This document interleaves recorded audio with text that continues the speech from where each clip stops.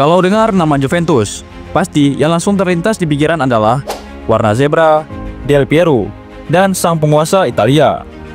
Tapi, bagi warga Italia, Juventus itu merupakan klub kotor, hina, dan sangat memalukan. Hal itu karena kasus lama, yang sangat menjijikan yang telah mereka lakukan dalam dunia sepak bola. Ya, kasus itu bernama Calciopoli. Calciopoli, yang dalam bahasa Indonesia berarti skandal sepak bola. Ya, itu adalah sebuah penyelidikan yang dilakukan oleh otoritas Italia terkait tuduhan pengaturan skor dan bias dalam pemilihan wasit. Nah, menurut berita yang beredar, skandal kotor itu terungkap ketika percakapan telepon yang disadap antara pejabat klub dan wasit dipublis ke masyarakat. Dalam rekaman tersebut mengungkap upaya sistem para pihak Juventus dan beberapa klub lainnya untuk mempengaruhi penugasan wasit dan memanipulasi hasil pertandingan. Dan kesimpulannya adalah mengarahkan Juventus memiliki peran signifikan dalam mencoba memengaruhi penunjukan wasit demi keuntungan mereka sendiri. Skandal tersebut melibatkan pejabat tinggi Juventus, termasuk manajer umum klub, Luciano Moggi, dan CEO Antonio Giraudo.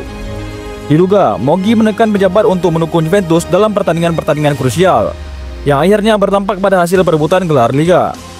Ini jelas perbuatan hina, kotor, dan merusak sistem tatanan sepak bola.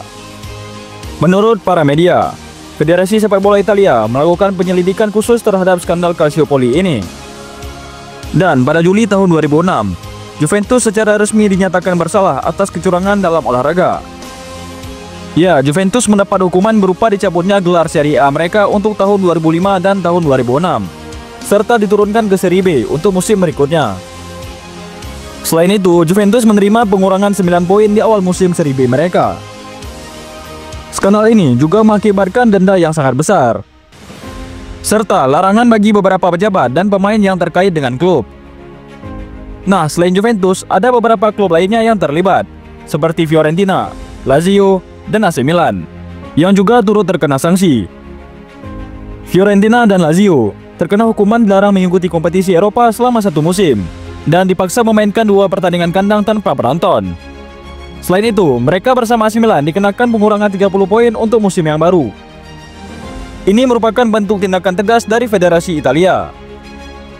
Nah, biarpun ditendang jatuh ke Serie B, Juventus dengan berhasil mempertahankan sejumlah pemain kunci seperti Gianluigi Buffon, Pavel Nedved, dan Alessandro Del Piero. Ya, alhasil Juventus memenangkan Serie B dengan mudah pada tahun berikutnya. Di Liga Utama, dengan absennya Juventus serta pengurangan poin untuk Fiorentina dan AC Milan, segera dimanfaatkan oleh Inter Milan yang akhirnya menjadi juara dengan mudah dan mendominasi Liga selama bertahun-tahun. Juventus pada akhirnya akan merebut kembali posisi mereka dan kembali mendominasi. Tetapi dampak jangka panjang Calciopoli tetap sangat besar.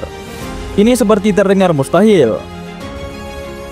Dengan banding diajukan dan putusan yang berubah, pengadilan terhadap mereka yang terlibat berlangsung selama bertahun-tahun.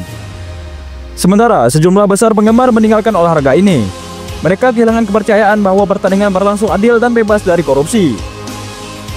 Juventus perlahan merangkak naik dan mengembalikan kepercayaan para fans. Mereka melakukan perubahan besar-besaran dari segi struktur hingga keuangan.